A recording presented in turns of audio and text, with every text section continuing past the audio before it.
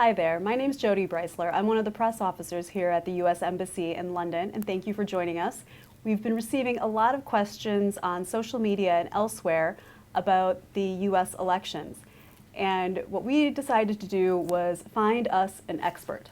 And so we are joined today by Professor Larry Jacobs. He's the director of the Center for the Study of Politics and Governance with the Hubert H. Humphrey School and Department of Political Science at the University of Minnesota. He's going to be speaking at LSE tomorrow night at, I think, 6:30. So if you want to hear more, you can come then. But he kindly offered to come on in and have a chat with everyone here to answer some of the important questions we've been getting. So please, thank you. Thank you. Thanks for having me. It's great to be with all of you. I'm going to run through kind of quickly some slides because I want to show you numbers and I want to show you the data. You can make your own assessments, and the good thing is I've got the clicker, so if you've got questions, we can go back. So I'm going to take about 10 minutes and run through some big themes. And the first big theme I want to talk about is every election, whether it's in Britain or the United States, seems to be so unique. But the United States, 2016, is way off the charts. And I want to give you a few reasons why this election is so distinctive that we're going to be talking and writing about it for years from now. Well, first off, the political parties are very, very weak. We talk about an invisible primary as the way in which the parties exercise some kind of influence over how many candidates are running and which candidates. Not so in 2016. Both Donald Trump and Bernie Sanders are not even in the parties that they're running for their nominations. Donald Trump has supported Democrats.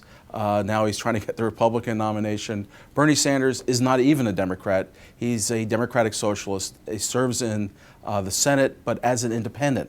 And we've also seen an extraordinary number of pretty senior government officials running in the Republican primary and the caucuses. This is unusual. Usually the party is able to winnow the number. Not so. This is important because it's allowed Donald Trump to win with a relatively modest plurality. So for instance, he just won in South Carolina with 32.5%. Well, does that mean that there's over 67% who are opposed to him?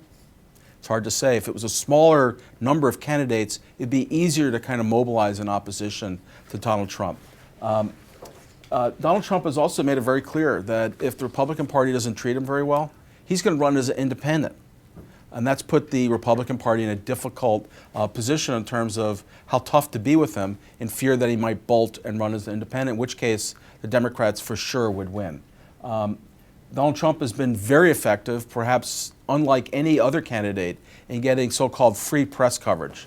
Now, that free press coverage has been over some outlandish statements he made, such as about barring Muslims or referring to Mexican immigrants as rapists. But it has allowed him to get this extraordinary amount of press attention and allowed him to spend comparatively little in terms of ads. One of the most striking features of this election also is that the usual party lines on big policy issues have been torn asunder.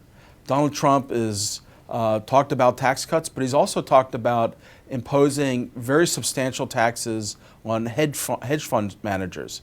He's talked about a substantial change towards protectionism. He's even talked at one point about creating a single-payer healthcare system of the sort we might see in Canada.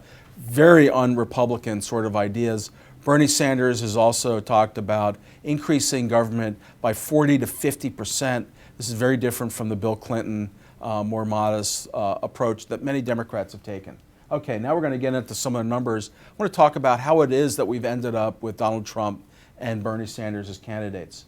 And one place to start would be, and I hear this a lot from folks both in the United States and around the world, how come someone doesn't get control over this? Well, the United States nomination process has no one in control. It's a long story about reforms, but the result of it is that the power over who is nominated is in the hands of the voters in primaries and those who turn up for caucuses. There is no party leader that dictates or calls who's going to be the nominee. We've seen, for instance, that the most often, the candidate who wins the most delegates through the primaries and caucuses, they are literally ratified at a convention.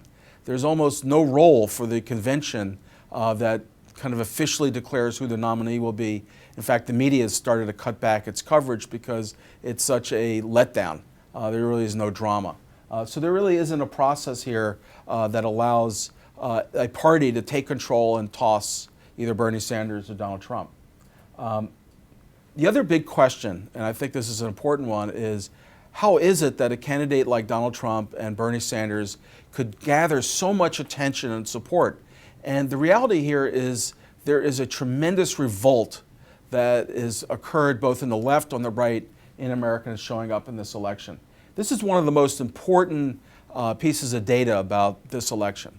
And it shows the percent of Americans who think the government is doing the right thing most of the time or some of the time, or don't think the government can be trusted. And what you can see here is this is an historic low that we're at now, with only 19% of Americans thinking the government can be trusted. Among Republicans who are most active, there's only 6% who think the government can be trusted.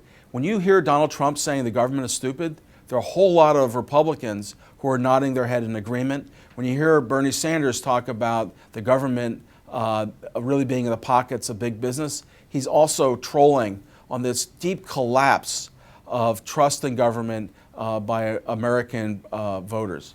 Now you might ask, why is that happening? Well, another way to say it is, why not? There's just been a series of really traumatic incidents in the United States, 9/11, Katrina, the Iraq War, financial crisis, and the cumulative result of all that bad news has been to further undermine American trust in government. Another theme that kind of merges with this distrust in government is a sense the government is run by a few big interests. Republicans refer to this as crony capitalism. Bernie Sanders has been absolutely hammering Hillary Clinton for her the fees that she's taken from Wall Street. And again, picking up on this idea that big business has taken over the government. And again, you can see this is this kind of sense that the government is operating for the benefit of all rather than for a few big interests. That is near at an all-time low. So these are really, I think, some of the main drivers in why we've got these renegade candidates, Donald Trump and Bernie Sanders. Where are the old party red lines? Well, things like Donald Trump proposing a massive new tax on Wall Street, single payer, and Bernie Sanders talking about increasing the size of government by 40 to 50%. This is way offline. Well, part of the story here, I think, is the intensity of that anti-government sentiment that we're seeing. This is looking at a main driver of elections in the past, which has been the idea of voting for a candidate who you think can win. And the most striking number here is among the Republicans. And this is looking at the last two primaries. In 2012, where you had 35% saying that they chose a candidate based on the belief that they were most likely to win come November. Here we are in 2016. This is from a New Hampshire exit poll, but it's actually been repeated in the recent South Carolina primary as well. And you could see this big drop-off, meaning that for Republicans, a sense of choosing a candidate who had a better chance of winning, such as Marco Rubio or Governor Kasich, has taken a back seat in this kind of era of rage. We're also seeing, again, as part of this break from the usual party policy coalitions, some outlandish issues. You'll see 2/3 to 3/4 of Republicans who are showing up in the South Carolina and New Hampshire primaries saying that they support banning Muslims from entering the United States. This is an extraordinary development. And 40% say that they think that most illegal immigrants or undocumented immigrants ought to be deported. This is a radical idea that Republican presidents in the past have rejected. Lots more to be said. I'm just going to kind of skip over there so we can come back if you're interested. I want to hit on this point. Donald Trump absolutely has a path to becoming president if he wins the nomination. I'm going to give you 3 reasons why Donald Trump has a real shot to becoming president. One is that political party is a tractor beam. 9 out of 10 or more Republicans and Democrats will vote for their party's nominee. That might drop off a little bit if Donald Trump is a candidate, particularly if Michael Bloomberg were to be decide to run. We could talk more about that. But it assures Donald Trump he's going to have a very large number of votes simply because he has the endorsement and is nominated by the Republican Party. Second point, elections are often referendums on the in-party. And so 2016 will set up as a referendum on Barack Obama. This is some numbers from the last presidential election, 2012, and you can see just over 50% thought the country was going off in the wrong direction. And among that 52%, over 80% of those folks voted for the out party, the Republican Party, and the Republican candidate Mitt Romney. So this is a sense that there are going to be a large number of people who are going to look at how the country's doing, and 2/3 think the country's off on the wrong track, and they're going to punish the Democratic Party by voting for the Republican, even if it's Donald Trump. Finally, Hillary Clinton is clearly a damaged candidate. These are poll numbers from New Hampshire, but we've seen them also out of Nevada exit polls, as well as in national polling. And it shows that Hillary Clinton's trust and the perception of her as honest is very, very weak. This is asking about a comparison between Bernie Sanders and Hillary Clinton. Only 5% of the New Hampshire voters thought that Hillary Clinton was honest and trustworthy as compared to 95% for Bernie Sanders. That means that a good number of the folks who voted for Hillary Clinton did not think she was honest and trustworthy. Absolutely amazing. Also, she has problems in terms of being perceived as caring for people. These are very unusual numbers, and this is going to haunt her if she does become the nominee. Okay, Donald Trump does have a path, but it is not a guarantee by any means. And I know there's some media kind of pumping the idea that Donald Trump is on his way in a glide path. That is not the case. There are certainly some hurdles here, and I'm going to give you a couple of them. One is that the Republican Party establishment and the core conservatives who sometimes usually vote for the Republican candidate are in revolt. One of the most important conservative journals, publications known as the National Review, has come out with an issue devoted to opposing Donald Trump. Very, very unusual. And I think we can expect to see some of that defections rather than the 93% or so of Republicans voting for the Republican presidential candidate. We're probably going to see some erosion of that. Still in the 80s, but it will be less than what it has been in the past. A big part of the general election come the fall, leading up to Election Day in November, early November, is the fight for independents. These are the people who don't align with either the Democratic or Republican Party. Usually it's a very close fight.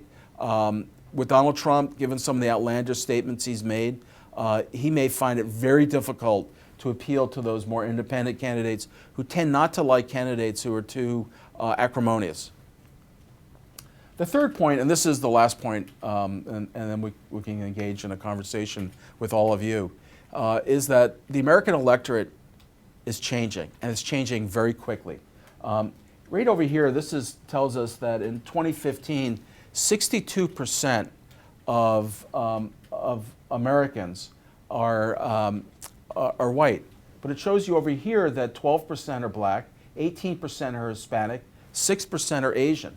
This Hispanic number has grown from 4% 50 years ago up to 18%. And as we move forward another half century, it's going to go up to almost a quarter of Americans. This is an enormous change, and it's having dramatic impacts on our elections. This is my favorite slide, and it looks at the proportion of white voters who have voted for the Republican presidential candidate.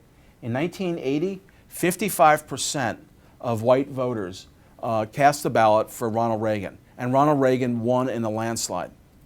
Now, you shoot ahead to 2008, still 55%. And actually, in 2012, Mitt Romney got more than 55%. He got 59% of the white vote. Now, Mitt Romney lost, as did John McCain in 2008. What's going on? Well, you can see that the proportion of whites in the electorate has changed dramatically from near 90% to down under 3/4. And in 2016, it'll probably be under 70%. This is an enormously and quickly changing electorate, and it creates a tremendous challenge for Donald Trump, who has made no secret of his hostility towards immigrants and minorities. Thank you very much. Thank you. And we've been getting a lot of questions. If you have more questions, get them in now. But if we can, we're going to start out with Caitlin, who wrote in via Twitter. And she wanted to know a couple of things, primarily kind of along these lines. What states could flip and what are in play right now, as well as can Bernie Sanders win the nomination? Great questions. There'll be about a dozen states that will be crucial. And so you've got all these states and country, but you're actually going to see the candidates and the money focusing on about a dozen. The most important will be Ohio and Florida, for sure. Those two states, the direction they go, will probably push the election. There are other ways in which candidates can win, but usually those two are the bellwether states. Now, this story about the changing ethnic and racial composition of the American electorate is very important, because many of these so-called swing states have seen the proportion of Hispanics increase dramatically. So Florida, for instance, which of course is in the southern part of the United States and where you've seen a lot of Latin Americans moving into, is very difficult to win if you're running a campaign that's anti-immigrant and has been casting rather harsh aspersions on Mexicans. And so that's going to be a key challenge for Trump if he were to become the nominee. In terms of Bernie Sanders, it's certainly possible he could become the nominee. Very difficult. And the reason for it is that his base of support is pretty narrow. We've seen him do well in Iowa and New Hampshire. But these are states where you have pretty high level of rural voters and white voters. And when Bernie Sanders has moved into the South or the Southwest, such as Nevada, he's done less well with voters who are Hispanic or Asian or African American. And that's going to be his challenge. We're going to see Hillary Clinton, I think, in the next couple weeks, ring up some large wins starting quite soon in South Carolina, where she's been ahead double digits. And then we'll move March 1st into what's known as Super Tuesday. And again, large states with large minority populations. She's bound to pick up some of the largest states there. At this point, in terms of that delegate count, which gets you the nomination, Hillary Clinton has over 500. Bernie Sanders has 70. And that gap is going to grow. Hillary Clinton needs about a little over 2,300 to get the nomination. So she's already on her way. I think by Super Tuesday, it'll be pretty clear that Bernie Sanders' campaign doesn't have much hope. Well, and along those lines then, if we're talking about states that kind of are outliers, Sarah from Facebook wants to know why Iowa is first and why it's so important. It's a really good question, and there's not a good answer to it. It's, you've probably played games or seen people who they get the spot first and then they fight to keep it. That's what it is. For Iowa, the caucus is like the biggest deal going on in that state over a 4-year time. You've got a lot of money coming, the whole country's looking at Iowa, and when other states have tried to get involved in being the first caucus state or, for instance, a little while ago you had some African American leaders saying, why don't we have a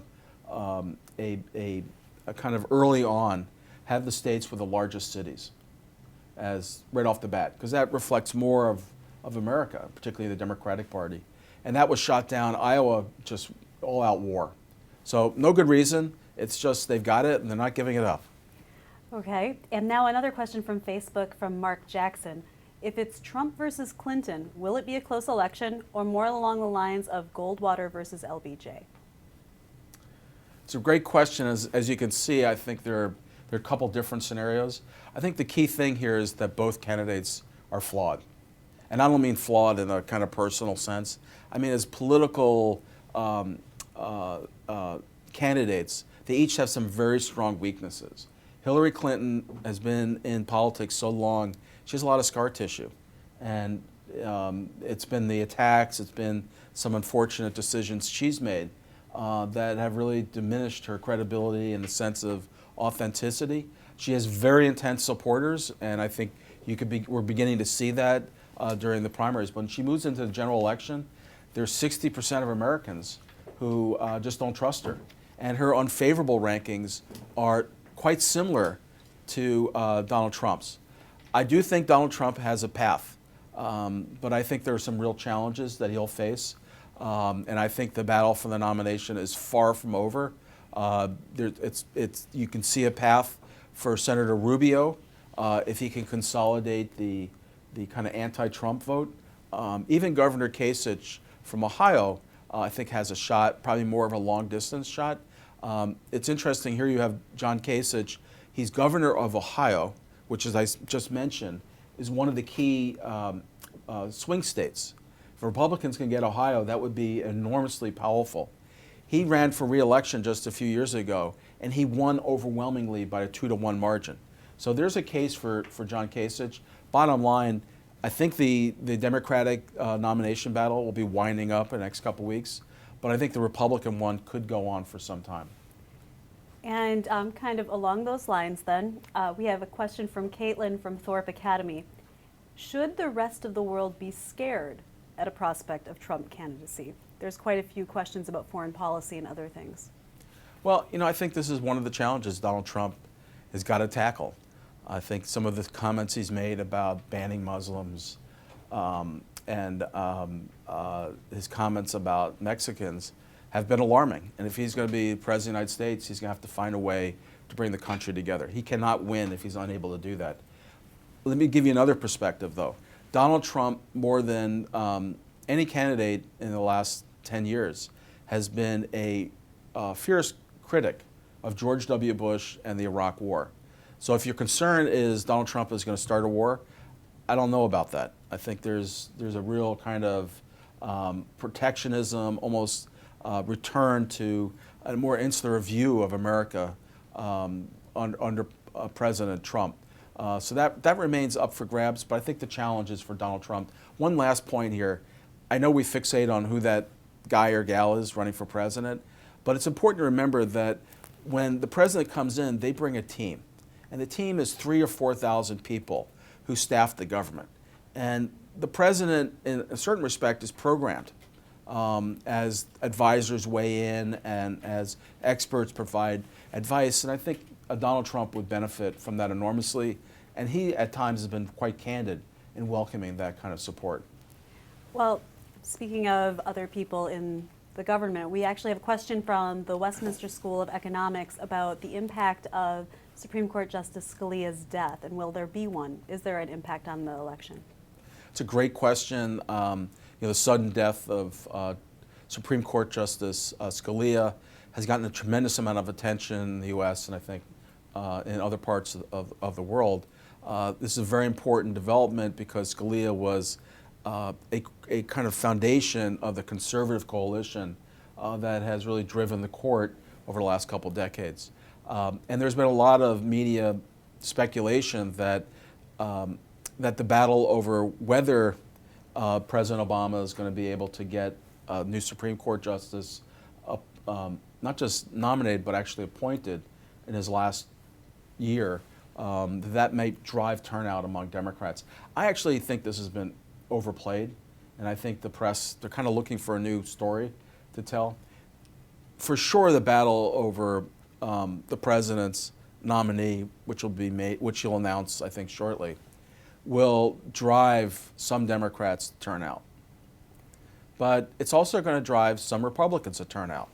And so you kind of net it out, the turnout on both sides. I think it's going to be pretty comparable. The other thing is, who sits on the Supreme Court? and some of you may have your eyes glazing over on this.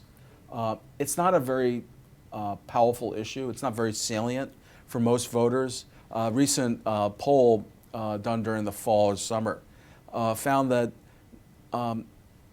just under half of Americans weren't sure who Scalia was or didn't have an opinion about him. So I think this has been overplayed. I don't think this is going to have a dramatic impact. But a Supreme Court case that may have had an impact. We have a question on Twitter from Finsbury Park.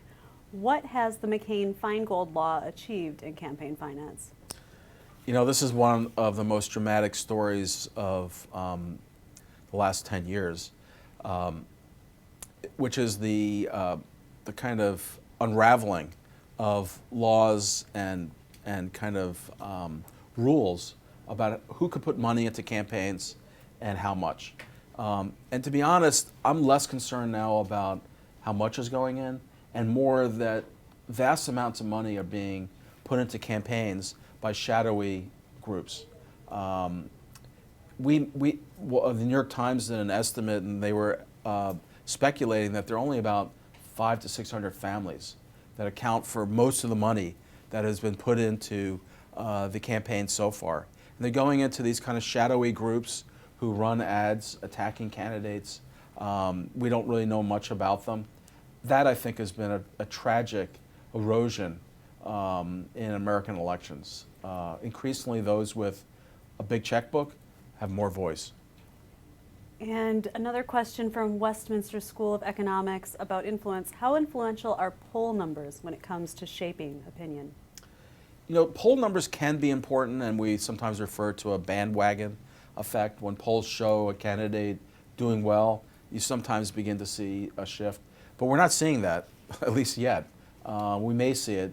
Bernie Sanders has been in the hunt against Hillary Clinton. For instance, there was just the caucus in Nevada this past weekend, and the initial polls showed Bernie Sanders down by 30 points. And it ended up being just a 5-point gap. He really closed it. So I think sometimes that's overstated, the impact of polls on voters in discouraging them. We have another question from Twitter based on something you spoke about earlier. You mentioned Clinton wasn't caring enough. Is that a gender-specific issue, and how does it affect her campaign? So this issue about caring is, I think, a reflection of Bernie Sanders' attacks on Hillary Clinton in part. And the attacks have been that Hillary Clinton is in the pocket of big money and big business. And Sanders has talked often about the speaking fees that Hillary Clinton collected after she stepped down from her run as Secretary of State under President Obama. And so those attacks, I think, have really built up this perception of her, very strong perception that she doesn't care. It goes against gender type, actually. You tend to see women candidates being perceived, when they're successful, as caring a bit more. That's one of their strengths. Sometimes there are negative characteristics, but not on that. I think for Hillary Clinton, this poll number is a reflection of Bernie Sanders' effectiveness in using this issue of raising money on Wall Street. Okay, and another question from Westminster School of Economics. What are the chances of Bloomberg running? So Mike Bloomberg, who you probably know of from the Bloomberg News, he's the guy who invented that. And yes, he's very, very rich. And I think it's, by the way, Bloomberg News is a great news source if you're looking for international news or financial news. But Mike Bloomberg was mayor of New York City for 3 terms. And he had been a Democrat, moderate Democrat, meaning that he was supportive of reproductive rights for women so they could make their own choices. He was supportive of same-sex marriage, but he was more moderate or conservative on fiscal issues. So he was a kind of a moderate Democrat, but the Democrats weren't willing to nominate him. So he jumped into the Republican Party and served for 3 terms as mayor of New York City, very liberal place, as a moderate Republican. He has toyed with running for president this year, and he's going to make his announcement, according to his timetable, in the next week. So we'll learn soon. And the key consideration for Mike Bloomberg is, could he win? This is not a guy who's going to run because he thinks it's a neat idea. He's toyed with the idea of running in the past and then not done it. The particular conditions that Bloomberg identified would be if he thought Trump was going to become the nominee and Bernie Sanders. Now I think the likelihood of Bernie Sanders being a nominee is probably declining. So I think it's really quite up in the air. Question again will be, does Mike Bloomberg see a way for him to win? Very difficult for an independent to run. You've got to go state by state with teams of lawyers to get your name on the ballot. And so he's got to start that very soon to do kind of warfare in each of those states. So voters have the choice of whether to vote for him. And he says, and the question continues then, if Bloomberg is going to run based on that, is there a difference between Trump or Cruz as to who is the bigger threat to the Republican establishment? Senator Lindsey Graham, conservative Republican from South Carolina, was actually asked this question. And his response is, he said, very tough question. You're asking me that, how do I want to go over a cliff? Do I want to walk over the cliff or drive over the cliff in a car? I don't think the Republican establishment is happy about either. You see kind of a split right now in Washington about who would be better to work with. Former Republican leader and presidential candidate Bob Dole came out and said he thought Republicans could work with Donald Trump, that he was a deal maker, and that you can have this kind of transactional relationship with Donald Trump. Others think that maybe Ted Cruz, even though he's probably the most unpopular politician in Washington, which, yes, is hard to be. There's literally probably not a Republican in the Senate who thinks a whole lot of him because of some of his tactics. So I think there's a bit of a split view. My hunch is probably at the end of the day, you're going to find Republicans more optimistic that they can cut deals with Donald Trump, with Ted Cruz just a wild card. And a follow-up question from Thorpe Academy from Jamie Clark is, who are the likely vice presidential candidates? Really difficult question. And so there was an old view. The old view was that the vice presidential candidate was chosen to balance the ticket. So a classic example was Lyndon Johnson running for president in 1964.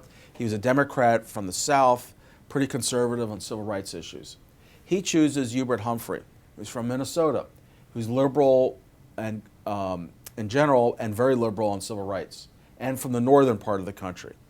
That's kind of balancing. That view has gone out, and we've seen over the last couple decades the interest of the top of the ticket, the presidential candidate, to choose a running mate who can help them govern. And part of the reason for that is that at the end of the day, in October and the first week in November during the presidential election, the VP disappears. They are just not much of an impact on the election, and we've actually done studies on this, those of us in the Club of Political Science, and we can't find much influence of the VP. So I don't think electoral interest will matter. I think it's going to really be a matter of compatibility on a personal level, ideological level, and a teammate for governing. I think it's a pretty wide selection of people who could fit that, and it's going to depend on who the top of the ticket is. And then we have a few different questions more on the system. And so the first one from Facebook is, how likely, from Peter Collier, how likely are we to see reform of the Electoral College? Is it more or less likely if 2016 turns out to be a contested election? So America has this very weird election. We're talking right now about elections in terms of who gets more votes. But that's actually not how the president is chosen. We don't have a popular vote, and the candidate with the most votes come the fall wins.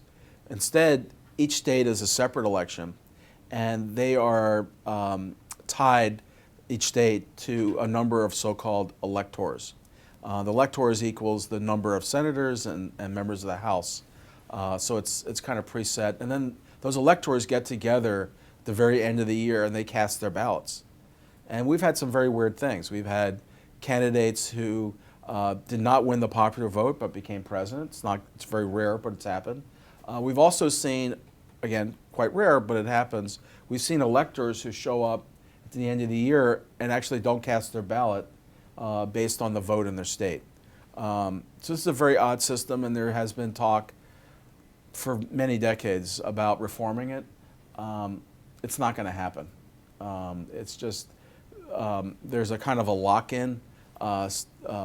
Politicians and different regions of the country see advantages to the current system, and the uncertainty and the sense of risk of change, I think, overwhelms the good arguments for why getting rid of the Electoral College makes sense. And speaking of changes, Mason on Twitter asks, when did the Republican Party implement the winner-take-all primary system, and how is this likely to affect the race going forward? Really good question. So usually the delegates that are selected in the primaries and caucuses are distributed proportionately. So if you looked in, for instance, Iowa, very close race on the Democratic side, and Hillary Clinton and Bernie Sanders got almost the same number of delegates allotted to them. If you go to New Hampshire, Bernie Sanders won by over almost 30 points or so, 22 points. And so he got more of the delegates, so it's proportionate. There was a concern in the Republican Party, though, after the last election, that this idea of allocating the delegates based on proportionality stretched out the election. So they made a change and allowed states to choose to go for winner-take-all with the idea that this would expedite a decision. And so that's why we're now starting to see this winner-take-all. It could well backfire, though, because we're seeing Donald Trump winning with these narrow plurality votes, 32, 35%, and that may continue. And he's going to get all the delegates from states. He could amass a lead within a few weeks that is insurmountable, even for a powerful challenge late in the game. So do you think we could see more changes after this election as well? I think it's quite possible we're going to see both parties taking a hard look at reform. And one of the questions that I think will be up for discussion, at least, is whether the political parties need to become stronger, more of an influence in helping to sort out who the candidates are. Right now, it's really, we have Donald Trump and Bernie Sanders. They're not even in the parties, and they're the front runners, or they're challenging the front runner. And what that looks like, I think, is the big question. I think something that looks like a taking power away from the people will be, I think, harshly criticized. This is such an important issue, and so confusing. If you look at how America, and really no other country, ended up with our kind of nomination system, it leaves you just dizzy. In Britain, for instance, the party leadership determines who the nominee will be. And if you've got someone who is running for parliament who routinely votes against the party and the cabinet's policies on high priority issues, they are no longer nominated. And that's a party decision. In the United States, there is no one that has that power. The head of the Republicans in the House of Representatives, John Boehner, was toppled because there were about 35 members who were very conservative and were pushing Boehner to be more conservative. And they were able to use that leverage to push Boehner out. Everywhere else, at least in Western Europe, you would see those 35 tossed from the party. Well, speaking of the House of Representatives, question from Facebook, would 4-year terms in both the House of Representatives and the Senate lead to Congress achieving more? So right now we have in the House of Representatives, which is the lower chamber, members serve for 2 years and they're up for re-election. In the Senate, which is smaller, just 100 members, They serve for 6 years.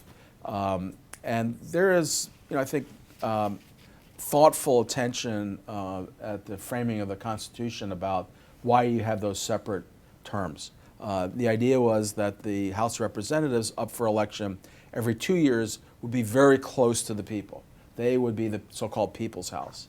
Whereas the Senate, which is sometimes referred to as a saucer that cools the passion coming out of the House, would be more kind of standoffish because they were not up for election every 2 years, every 6 years, and further kind of accentuating this this kind of spreading out of passion in the Senate. You only have a third of the Senate up for election every couple of years. So this is really designed for a purpose. And again, I think you could have some smart arguments about why reform might make sense, but I think it's going to run into principled opposition in the sense that you need this more deliberative Senate that's going to sit on issues and block issues that might be threatening. And two quick last questions. One is, could Democrats win back the House or Senate in 2016? So currently the Republicans control both the House and the Senate, and I think it's quite possible the Republicans are going to hold the majority in the House. The reason for that is the Democrats have their votes concentrated usually in urban areas. Republicans have more dispersion of their voters in suburban and rural areas, and it's become quite hard for the Democrats to really chew into that. The Senate, where the Republicans also have a majority, the Democrats need a 5-seat net pickup to get the majority back. There, I think there's some chance.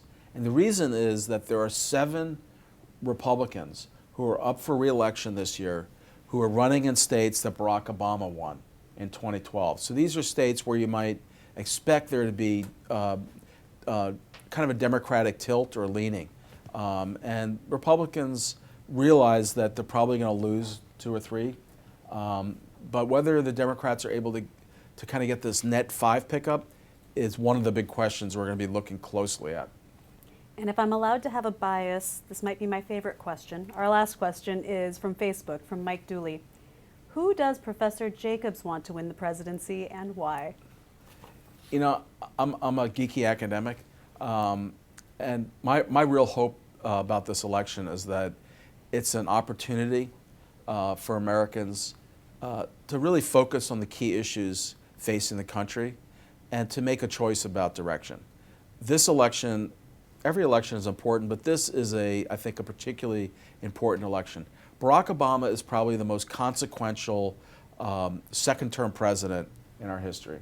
And you look at his overall presidency, particularly from a progressive or liberal point of view, probably the most significant since LBJ or even Franklin Delano Roosevelt. As you go through climate change, creating healthcare reform, and a number of other areas. These are just dramatic shifts, and foreign policy as well. And so the question, I think, at this moment is, does America continue down that road, or does America head down a different road? And that is a dramatic choice. And what I'd like to see is a real debate over those issues. We're not there. Thank you very much. And thank you all very much. If you didn't have your questions answered, we can take a few more via Twitter or Facebook that we can then answer in that manner. But also, if you're in London, you can go to LSE tomorrow at 6:30 for a little more in-depth conversation and more question and answer time. Thank you very much. Great to be with you.